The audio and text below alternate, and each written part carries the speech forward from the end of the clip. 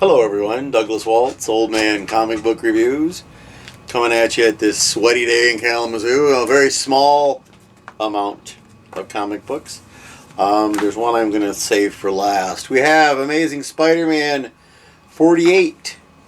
Spider-Man's fighting his clone, who's got a purple suit, whose name I never remember. Let's, Zeb Wells is our writer, Todd Nauck, Nauck, is our artist, and the Queen Goblin, the Red Queen Goblin, is offering to fix his entire memories and stuff, and his girlfriend is Hallows Eve. Hallows Eve is interesting because she can put a mask on and take on that persona. She has a hockey mask now, so that's just hilarious. So yeah, it's a lot of fun. This whole time, the build-up for the Sinister Six took a big left turn that we weren't ready for. Lots of fight scene. We don't get a lot of fight.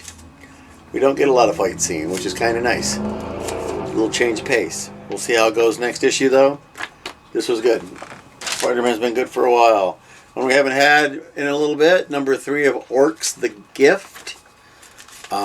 By Christine Larson. She's written it. She's illustrated it. The whole thing. We find out that Pez, one of the orcs, has superpowers, and they're trying to train her how to do it, but other kids that do magic are a little jealous.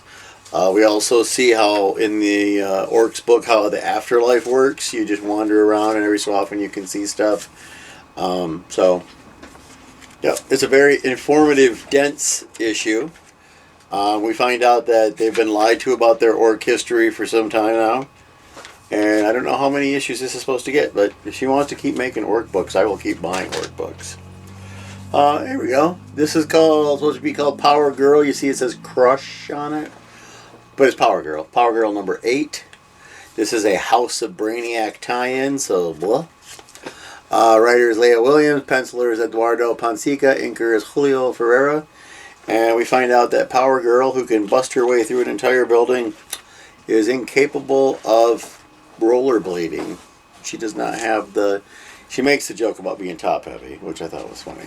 So something going on with the Brainiac thing where certain people are getting taken.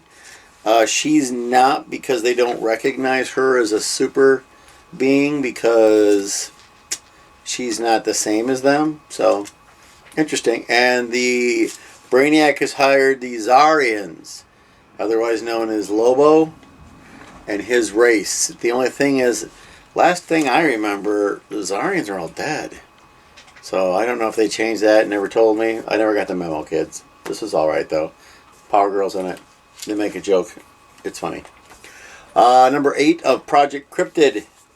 We get 2 stories.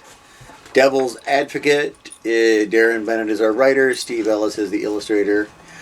Florida Man, Passion of the Skunk Ape.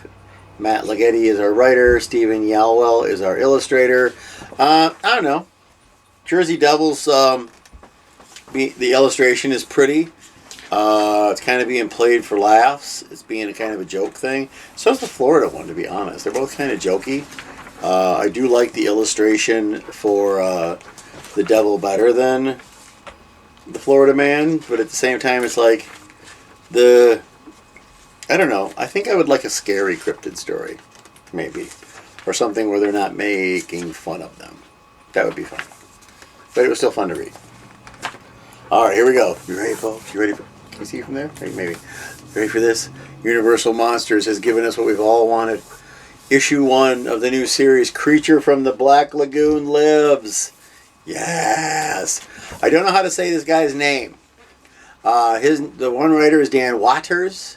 The other guy is either Ram V or Ram 5, because V is Roman numeral for 5. Our artist is Matthew Roberts, and it's a woman who doesn't get a lot of sleep because of the drugs that she takes to hunt down a story. And there's people in the woods, and there might be... We get to see the monster. It's fine. You get to know that. That's fine. And it's really good. I like the artwork. It's kind of It's not hyper realistic, but it's very. It looks like a Vertigo book. If you kids out there know what a Vertigo book is, from back when Vertigo had its own title, this is the kind of artwork that it reminds me of, and it's an interesting backstory, good setup. For the rest of them, I don't know how many issues we're supposed to get. I think Dracula, when they did it, was a limited series, and I didn't get that one because I've read enough Dracula. So I don't think it says. Let me look. No. Oh, wait, hold on. No, we get no clue. I'll look it up later for you guys, and if I find out by the next one, I'll let you know. Yeah, I mean, there's other covers that come with this. I looked at all the covers. I didn't mind this one. This is the artist's cover, so I kind of like that. And look, there it is. There is the 5 books for this week. Not a very big week, which is kind of nice. It's always good for the pocketbook. Although we do get our 20% discount on all new books at Fanfare Comics and Cards on Westnet, which is where we go to get our comic books. Sophie, Fiona, you came over for monthly sleepover. You had money burning a hole in your pocket. So we went to the Rivertown Crossings Mall in Grand Rapids. And you managed to spend all your money except for some change by the time you were done. And we had giant hamburgers at Russ's. We used to have a Russ's here in town. I worked at the Russ's that was here in town off of Sprinkle and Cork before it became a Perkins, and then now it's an empty building. So, but yeah, they still have fully functional Russ's up there, and I got the giant Gouda burger. But the kids' burgers were huge. So it was a good time. We had that, and then we made cookies, and we made bread, and there was a campfire with Mimi. And yeah, all sorts of good stuff for a busy weekend. And we put up a new mailbox because we have thieves that live around the area. So we have a lockbox now. I know y'all want to hear this. So in the meantime, remember I always tell you, you can go to your local library. There's a app for the library that I don't remember the name of. It's like Polka or something. There's an app that you can read comic books if they're available online. You can go to the comic book stores. They have like 50-cent bins, stuff like that. And the most important thing, I'll make sure to get this up so you're ready. Next Saturday is Free Comic Book Day. I'm thinking I might do a report from Free Comic Book Day. I haven't decided yet.